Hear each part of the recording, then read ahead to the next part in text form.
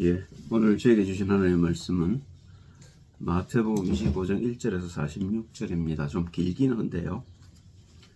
내용이 같습니다. 이 내용이 어떤 내용이냐면 심판은 우리가 교회 안에서 이루어진다고 얘기하는 겁니다. 그 말은 무슨 말이냐면 교회 바깥에는 심판이 없습니다. 그러니까 불신자에게는 심판을 거치고 자식할 게 없는 거예요. 그냥 심판이 없는 바로 불지옥입니다. 그렇기 때문에 우리가 중요하게 얘기해야 되는 것이, 그러면 내가 교회를 평생 다녔는데 심판을 받느냐 말입니다. 그것도 억울하잖아요. 그죠? 그런데 성경은 세 군데로 그렇게 얘기를 하고 있습니다. 그 내용이 비슷하기 때문에 제가 한꺼번에 그냥 다루려고 합니다. 첫째 심판은 그거지요. 기름 등에 대한 심판인데, 기름 등은 가졌다는 게 그리스도 예수에 대한 소망이 있다는 이야기거든요. 그런데 믿음이 없다는 겁니다. 기름이 없다는 것은. 그러면 본 못 받는 거지요. 두 번째 내용은 그런 겁니다. 그 5달란트, 2달란트를 가졌는데 그들은 열매를 남겼어요. 그런데 1달란트를 남긴 사람은 땅에 묻었기 때문에 오히려 비난을 받고, 그리고 그 옥 바깥에 던져질 거라고 이렇게 예언하셔요. 그 세 번째, 양과 염소에 대한 이야기인데요. 마찬가지입니다. 내가 하나님 일하는 걸 내가 언제 안 했습니까? 그렇게 얘기하잖아요. 하나님 일했단 말입니다. 그런데 양은 내가 언제 아버지 일을 했지요? 그게 구별이 안 될 만큼 양과 염소가 다른 겁니다. 그럼 양의 자세로 살질 못했으면 하나님과 동행하지 못했다고 인정받는 겁니다. 그죠? 그러니까 보세요. 평생을 교회를 다녀놓고 구원의 복속으로 못 들어간단 말입니다. 어쩜 그러면 우리는 구원의 복속으로 들어갈 수 있을까요? 먼저 본문을 한번 읽겠습니다. 마태복음 25장 1절 13절까지만 읽겠습니다. 그 한 가지 비유죠. 열처녀의 비유입니다. 그때에 천국은 마치 등을 들고 신랑을 맞으러 나간 10처녀와 같다 하리니, 그 중에 5은 미련하고 5은 슬기 있는 자라. 미련한 자들은 등을 가지되 기름을 가지지 아니하고, 슬기 있는 자들은 그릇에 기름을 담아 등과 함께 가져갔더니 신랑이 더디오므로 졸며 잘세.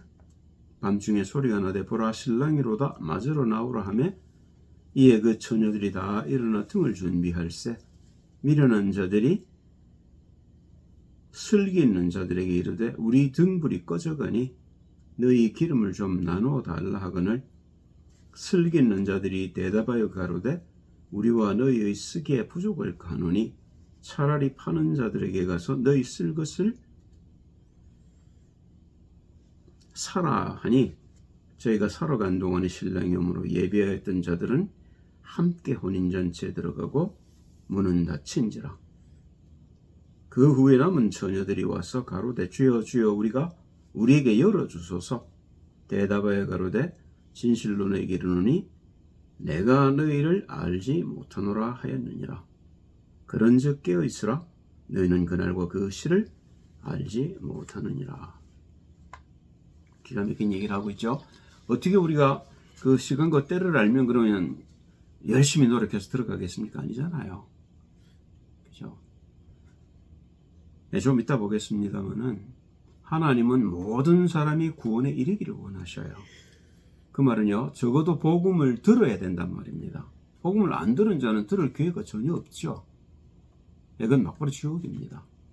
그런데 다 들어야 하기 때문에 땅끝까지 복음이 증거되어야 하는 겁니다. 언제 어떻게 할지는 우리도 모릅니다. 저도 모르겠어요. 그죠? 그러나 아직까지 복음을 듣지 못한 자들이 많이 남아 있습니다. 하나님은 어떤 방법으로라도 모든 사람이 복음을 듣도록은 하실 겁니다. 그게 페어하지요.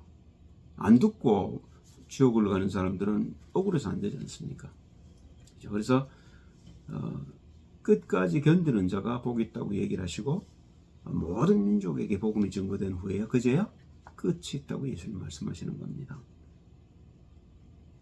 자, 서론입니다. 히브리서 9장 27절 28절을 봅니다. 한 번 죽는 것은 사람에게 정하신 것이요 그 후에는 심판이 있으리니 이와 같이 그리스도도 많은 사람의 죄를 담당하시려고 단번에 들이신 바 되셨고 구원에 이르게 하기 위하여 죄와 상관없이 자기를 바라는 자들에게 두 번째 나타나시리라. 심판이 있을 거라는 얘기입니다. 딱 세 가지입니다. 성경은 죄와 의와 신에 대한 이야기입니다. 죄와 의와 심판에 대한 이야기입니다. 그런데 그러면 심판은 누구에게나 공정해야 되죠. 그럼 우리가 예를 들면 오늘까지 살고 내일 죽어버렸다. 그럼 심판 안 받습니까? 아니죠. 그래서 우리가 부활하고 부활의 심판으로 나아가는 거죠. 어떤 사람은 영생으로, 어떤 사람은 영벌로 가겠다는 거죠. 그런데 3번 보십니다. 그런데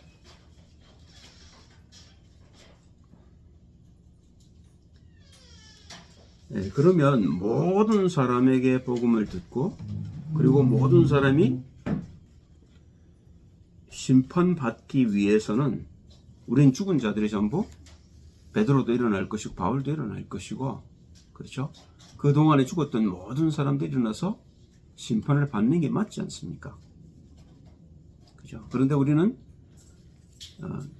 이 여자들의 얘기를 들어보면, 처녀들의 얘기를 들어보면 신랑이 더디옴으로, 그죠? 언제 하나님이 오실지 아무도 모릅니다. 그런데 하나님이 안 오신다고 믿는 사람들이 많이 있다는 겁니다. 그러니까 하나님의 뜻대로 살기보다는 그냥 자기 마음대로 사는 사람들이 많다는 겁니다.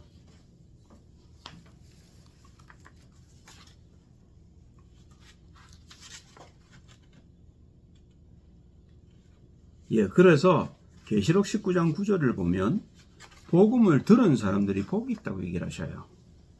그죠? 왜냐면 복음 못 듣는 사람은 아예 기회가 없지 않아요. 그죠? 그래서 계시록 19장 9절을 보면 요한계시록에서 이런 얘기를 합니다.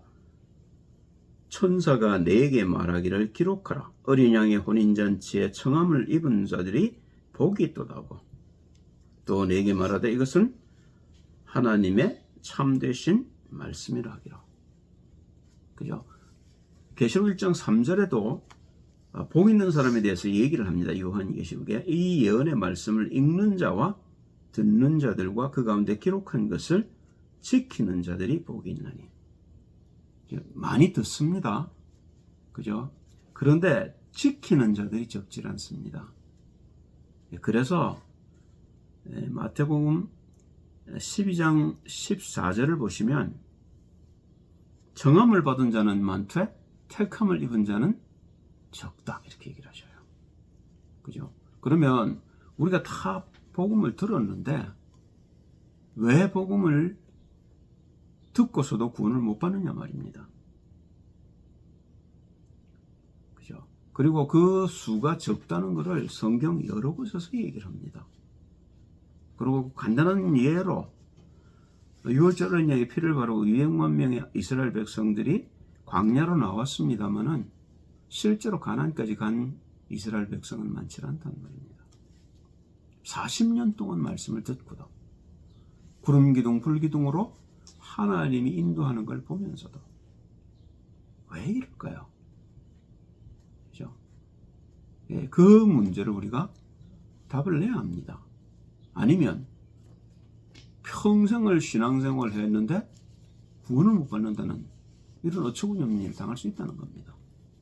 그죠? 누가 얘기를 했습니까?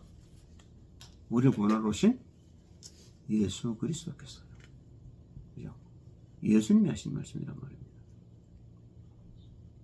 그러니까 예수님이 마태복음 13장 17절에도 보면 자신에게 말씀을 듣는 제자들이 얼마만큼 중요한지 귀한 자들인지 복을 받았는지를 말씀하셔요. 내가 진실로 너희에게 이르노니 많은 선지자와 의인이 너희 보는 것들을 보고자 하여도 보지 못하였고 너희 듣는 것들을 듣고자 하여도 듣지 못하였느니라. 이제 우리는 모두 육신의 눈을 가지고 육신의 귀를 가졌습니다. 그러니까 예수님이 하시는 말씀 알아들을 귀가 사실은 없죠. 그래서 예수님에게 부름받은 자들이 복이 있는 겁니다. 어쩌다가 우리가 그런 복을 받았겠냐 말입니다. 그죠? 예수님 이전에도 많은 선지자들이 있었습니다. 그 사람 믿음이 특별히 귀한 사람들이었고요. 그래서 그런 사람들이 많지는 않죠. 그죠? 그런 사람들이 이사야 같은 사람들이 예수님을 봤으면 어떻게 됐을까요? 그죠? 엄청났을 테지요. 그죠? 자, 본론입니다. 고린도후서 4장 4절을 보면 그 중에 이 세상신이 이 마귀가 그 말이죠. 믿지 아니하는 자들의 마음을 혼미케 하여 복음을 못 듣게 한단 말이죠. 못 믿게 한단 말입니다.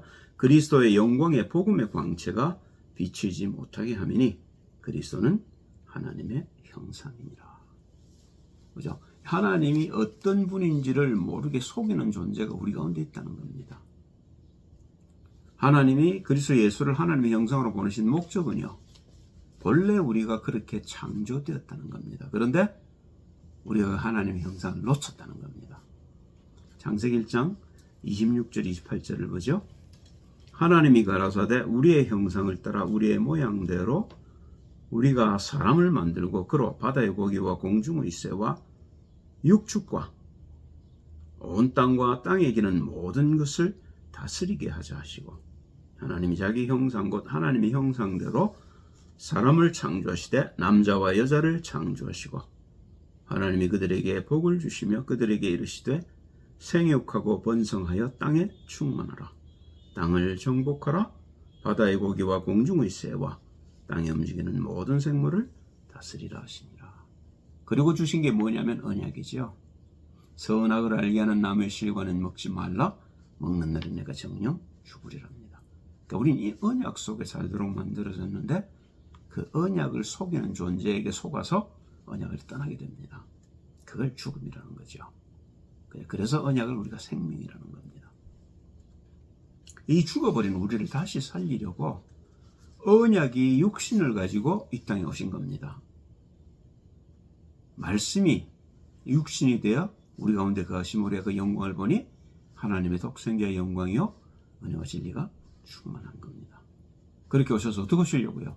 우리에게 하나님의 형상을 회복하시겠다는 겁니다. 그게 구원이고 그게 생명이죠. 그렇죠. 그래서 그 복음을 듣고 영접하는 자 곧 그 이름을 믿는 자들에게는 하나님의 자녀가 되는 권세를 주셔서 우리가 구원의 길을 갈 수 있도록 문을 열어주신 겁니다. 그럼 그자는요 이제 구원의 길을 따라가면 되죠. 그래서 그리스도 예수 인도를 받고 성령의 인도를 받고 성령의 충만함 속으로 들어가는 것이 여러분과 제가 해야 되는 이 땅의 삶입니다. 그런데 우리에게 육신이 있기 때문에 우리는 육신에 매여 살았던 세월이 길기 때문에 육신에 매여 사는 걸 즐거워하지 영에 새롭게 묶이기를 즐거워하지 않는단 말입니다. 예수님 이 땅에 오셔서 그것 때문에 십자가를 졌거든요. 그런데 우리는 따라가고 싶어 하지 않는단 말입니다. 그죠? 그러면 그 결과는 어떻게 되겠어요? 두말할 게 없죠. 그 결과는 여러분과 제가 책임져야 되는 겁니다. 한 번밖에 없는 인생. 왜 120년을 주셨어요? 그 시간 안에 찾으라고 주신 겁니다. 그 이상의 시간은 우리에게 주어지지 않습니다. 그렇다면요, 우리는 목숨을 걸고 주님이 우리에게 주시는 생명을 받아 누려야 됩니다. 찾아야 합니다. 요한복음 6장 38절 40절을 봅니다. 내가 하늘로서 내려온 것은 하늘에서 내려왔단 말이 아니고 영세계에서 왔단 말입니다. 영인 세계에서. 자꾸 그게 하늘 바라볼 거 없습니다. 하늘 뒤에 무슨 하늘나라 또 있겠어요? 아닙니다. 영의 세계에서 왔단 말입니다. 영에서 내려온 것은 왜요? 우리 모두가 육신이 되어버렸기 때문에 그렇단 말입니다. 그죠? 그래서 영이 필요한 것이고 그 영을 우리에게 주시려고 생명이, 영이신 생명이 생명을 가지고 우리 가운데 오신 겁니다. 죽음 가운데로요. 그죠? 흑암 가운데 묻혀있는 우리에게 오셨단 말입니다. 나를 보내신 이의 뜻을 행하려 함이니라. 그게 아버지의 뜻이죠. 아버지는 그리스도 예수를 통해서 우리가 생명을 얻기를 원하셔요. 그래서 회개하라는 겁니다. 하나님께로 돌아오라는 겁니다. 나를 보내신 이의 뜻은 내게 주신 자 중에 내가 하나도 잃어버리지 아니하고 마지막 날에 다시 살리는 이것이니라.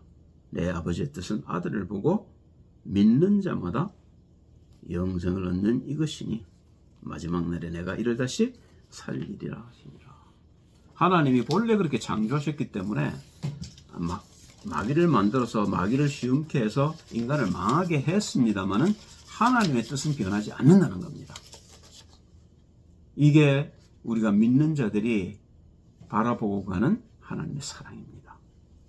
그죠? 얼마만큼 큰 축복을 예배해 놓으시고 하나님이 그 고난을 받는 자들에게 복음을 따라가느라고 힘든 자들에게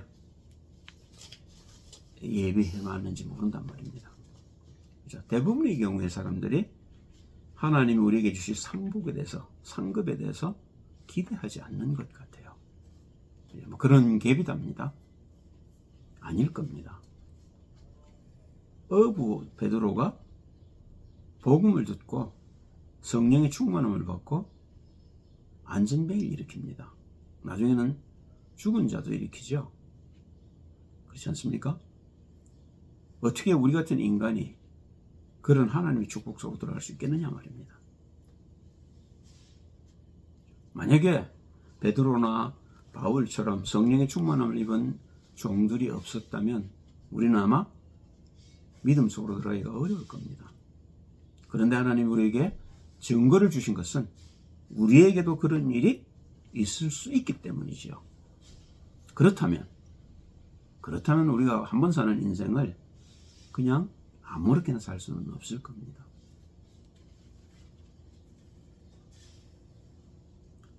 요한복음 14장 6절에도 보면 예수님 그렇게 말씀하시죠. 내가 길이요 진리요 생명이니. 그리스도 예수 외에는 생명을 가진 자가 이 땅에 아무도 없습니다. 요한복음 10장 11절 10절에도 보면 생명을 주러 오셨다고 얘기를 하시고요. 우리를 양의 목자라고 주님이 얘기를 하셔요. 우리에게 생명을 주시겠다는 겁니다. 꼴을 주어서 자라서 자신처럼 하나님의 영생을 회복하는 자들로 우리를 회복하시겠다는 겁니다. 마태복음 4장 17절 마귀에게 고난을 받으시고 그 어둠에 묻힌 땅으로 나오시죠. 왜? 다 어두우니까요.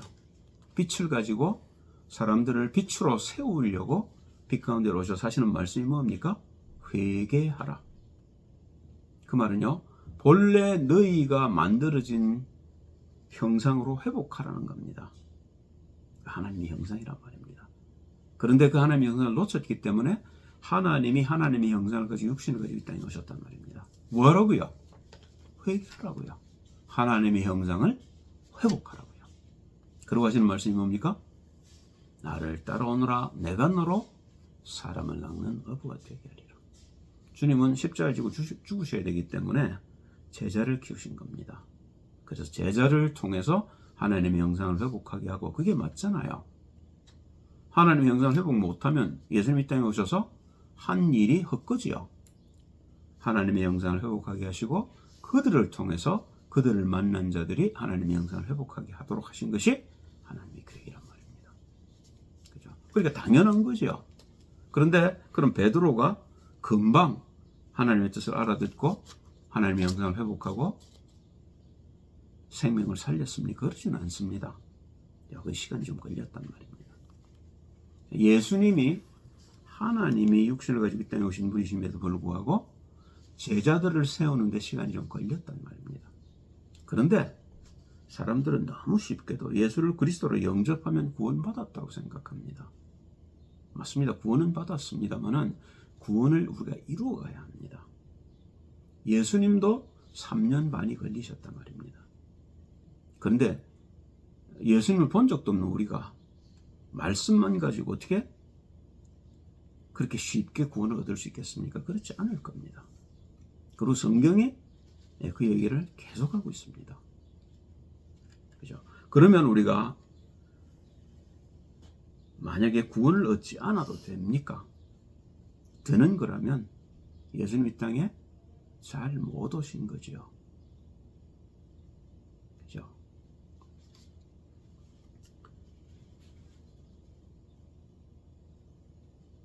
자, 그러면 우리는 예수님을 본 적도 없는데 어떻게 그럼 예수님을 따라가지요? 그래서 성령을 받으라는 겁니다.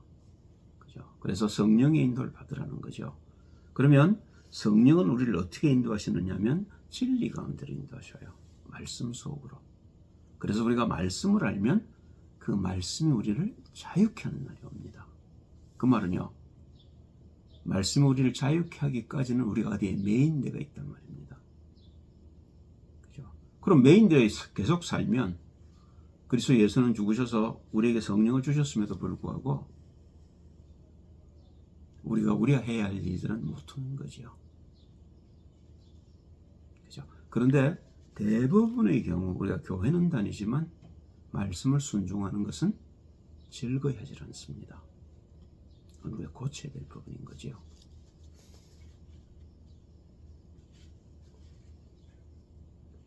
마태복음 24장 13절을 보면 아까 좀 전에 얘기했습니다마는 끝까지 견디는 자가 구원을 얻으리라. 하나님 계획이기 때문에 하나님이 하실 겁니다. 그런데 이제 그 뒤에 보면요. 그 뒤에 내가 또 안 적었네요. 모든 민족에게 복음이 증거된 후에야 그제야 끝이 나리라고 얘기를 합니다. 그죠? 안 들었는데 구원 받을 수는 없죠. 그렇죠. 그리고 기회를 주질 않고 너는 안 돼 할 수도 의로우신 하나님이 그렇게 못하시잖아요. 그러니까 우리 모두가 듣기는 들을 겁니다. 지금 굉장히 급한 속도로 과학이 발달하고 있는데 어떤 걸 통해서 하나님이 모든 사람이 한꺼번에 복음을 듣게 하실는지는 알 수 없죠. 듣게 하실 겁니다.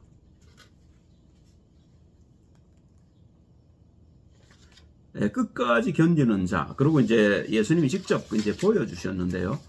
마태복음 28장 10절에 보면 이에 예수께서 가라사대 부활하셔서요 여자들에게 보여서 사시는 말씀입니다. 무서워 말라 가서 네 형제들에게 갈릴리로 가라 하라. 거기서 나를 보리라 하시니라. 그죠? 그런데 참 감사하게도 제자들이 어떻게 하지요? 갈릴리를 갑니다. 마태복음 18장 16절이죠. 11 제자가 갈릴리. 그때 120명 정도가 따라다녔다고 그랬는데 더 됐겠죠. 그런데 따라간 자는 11명이 있단 말입니다. 갈릴리에 가서 예수의 명하시던 산에 이르러 거기서 예수님의 약속을 듣죠. 그런데 그게 끝이 아닙니다. 거기서 한 군데 더 가라고 그러셔요. 누가복음 24장 49절입니다. 갈릴리까지 거의 나흘 길입니다. 그 나흘 길 갔다가 나흘 길 또 돌아오라는 거예요. 예루살렘에서 돌아가시고 예루살렘에서 부활하셨는데 역부로 갈릴리를 가게 하셔서 예루살렘으로 돌아오게 하시는 겁니다. 그게 순종이란 말입니다. 그런데 베드로처럼 말하자면 많은 걸 본 자들 11명이 그죠? 믿어지지 않는 사실을 붙들고 예루살렘으로 돌아온 겁니다. 예수님이 가라시니까. 그리고 그 예수님이 부활하신 걸 보았으니까. 24장 49절입니다. 볼지어다 내가 내 아버지의 약속하신 것을 너에게 보내리니 너희는 위로부터 능력을 입히울 때까지 이 성에 유하라 하시니라. 이게 마지막의 약속이죠. 이때 주신 약속이 오직 성령이 너에게 임하시면 너희가 권능을 받고 예루살렘과 온 유대와 사마리아와 땅끝까지로 내 증인되리라 하신 마지막 약속을 주셨죠. 이 약속을 붙들고 마가의 다락방에서 열흘을 기도했더니 약속하신 성령이 이들에게 임했습니다. 이게 오순절이지요.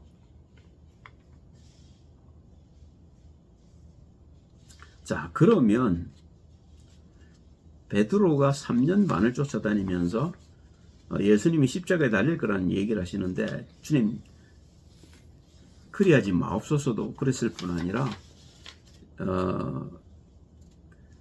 주님이 그렇게 죽으실지라도 내가 주님과 함께 죽겠습니다고 고백을 합니다. 그런 마음이 안 들겠어요? 여러분 같으면? 그죠? 저도 믿음이 없습니다만 저도 그렇기는 할 것 같아요. 그죠? 그런데 실제로 3번을 부인하지 않습니까? 그죠? 그 긴 얘기는 다 아는 얘기니까 누가복음 22장 55절 62절 읽어보시고요. 22장 62절을 보면 베드로가 예수님이 하신 말씀이 생각이 나서 닭 우는 소리에 슬피 웁니다. 그죠? 우리의 마음은 예수님과 함께 죽고 싶습니다. 그런데 안 된단 말입니다. 마음으로는요. 우리가 마음으로 따라갈 수 있는 복음이 아니라는 겁니다. 그죠? 그러니까 베드로가 통곡을 합니다.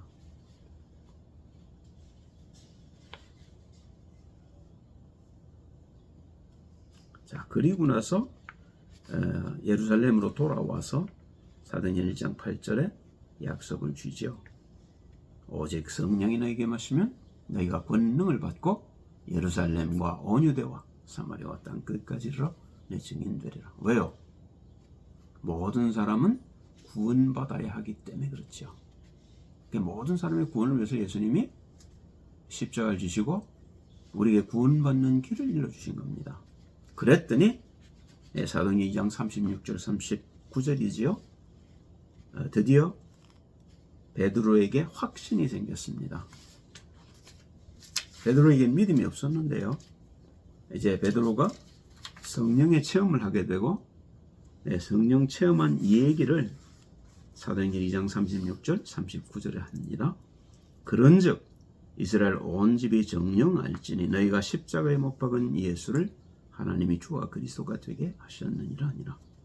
저희가 이 말을 듣고 마음에 찔려 베드로와 다른 사도들에게 물어가로되 형제들아 우리가 어찌할꼬 하거늘 베드로가 가로되 너희가 회개하여 각각 예수 그리스도의 이름으로 세례를 받고 죄 사함을 얻으라.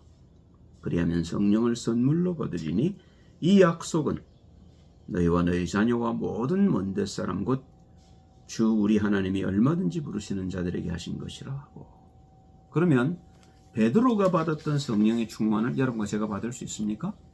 그렇다고 얘기하지 않습니까? 지금 베드로가. 그죠? 그 얘기를 하는 거죠.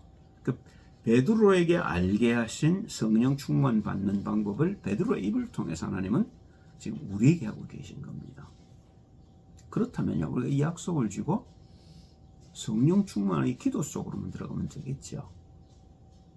그죠? 그게 하나님이 원하시는 전부란 말입니다. 그죠? 하나님 본래 우리를 그렇게 영으로 창조하셨기 때문에 우리를 하나님이 그러면 실수하셨습니까? 못하시겠습니까? 아니지 않아요. 그것이 많은 사람을 생명의 길로 인도할 수는 없을지 몰라도 그러나 구원 주시기로 작정된 자들은 하나님이 돌이키시겠지요. 그게 우리의 약속입니다. 언제 그걸 붙듭니까? 그건 우리는 모릅니다. 자, 죽음이 우리에게 오기 전까지 내가 시간이 남아있는 동안에 구하기를 노력할 뿐인 거지요.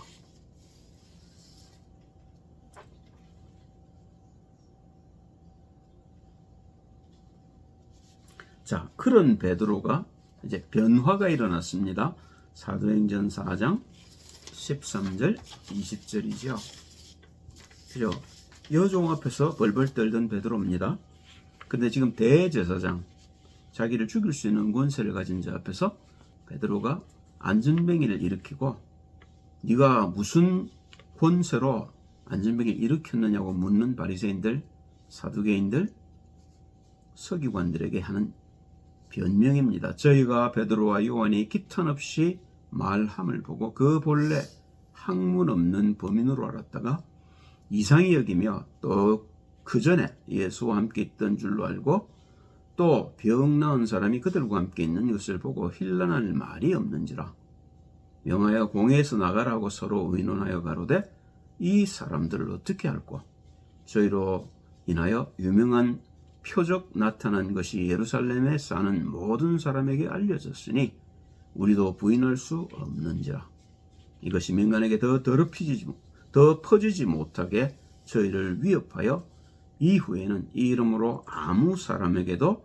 말하지 말게 하자 하고 그들을 불러 경계하여 도무지 예수의 이름으로 말하지도 말고 가르치지도 말라 하니 베드로와 요한이 대답하여 가로되 하나님 앞에서 너희 말 듣는 것이 하나님 말씀 듣는 것보다 옳은가 판단하라. 우리는 보고 들은 것을 말하지 아니할 수 없다니. 이제 생명이 두렵지 않습니다. 그 말은요, 목숨은 버려도 괜찮을 만큼 그리스도 예수를 향해 받은 생명이 귀한 것인지 알았단 말입니다. 그죠? 그 생명의 충만함을 알았기 때문에 이 목숨은 이제는 그렇게 귀한 것이 아닌 줄 베드로가 안 거죠. 그 목숨에 대해 연연하지 않겠다는 겁니다. 그전에는요, 며칠 전만 해도 예수님이 십자가에 달리기 전만 해도 그랬지 않습니까?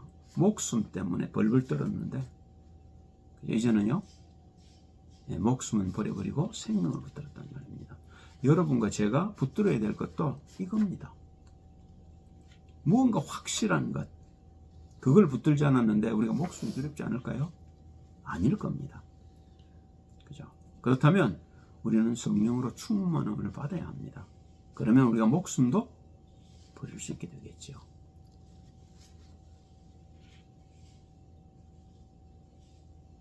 자, 그래서 예수님이 산상수훈에서 처음부터 하시는 말씀이 이겁니다. 산상수훈을 구하라고 얘기를 하시는 거죠. 그죠? 너희는 먼저 그의 나라와 그의 의를 구하라. 그의 나라는요, 하나님의 나라가 임해야 된단 말이죠. 어떻게 임합니까? 성령이 임하면요. 그러면 그게 하나님의 의란 말입니다. 율법을 지켜있는 율법의 의가 아니고 그리스도로 말미암는 하나님의 의를 회복하라는 겁니다. 그게 성령 충만입니다. 그게 본래 우리가 창조되었던 모습이기 때문에 돌아가야 되는 겁니다. 그게 하나님의 뜻이란 말입니다.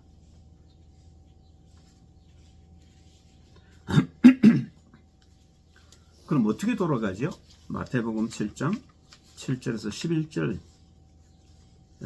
역시 산상수훈에서 주님이 하시는 말씀이죠. 구하라 그러면 너에게 주실 것이요 찾으라 그러면 찾을 것이요 문을 두드리라 그러면 너에게 열릴 것이니 구하는 이마다 얻을 것이요 찾는 이가 찾을 것이요 두드리는 이에게 열릴 것이니라.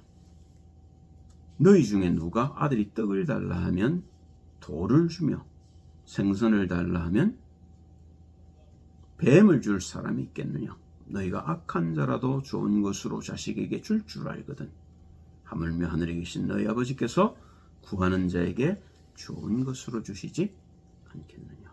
근데 이 좋은 것을요, 누가복음 11장을 보면 성령이라고 말씀해 놓으셨어요. 그렇게 여러 번 숨겨 놓습니다.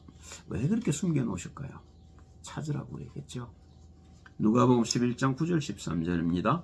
내가 또 너에게 이르노니 구하라 그러면 너에게 주실 것이요 찾으라 그러면 찾을 것이요 문을 두드리라 그러면 너에게 열릴 것이니 구하는 이마다 받을 것이요 찾는 이가 찾을 것이요 두드리는 이에게 열릴 것이니라. 너희 중에 아비된 자 누가 아들이 생선을 달라 하면 생선 대신에 뱀을 주며 알을 달라 하면 전갈을 주겠느냐.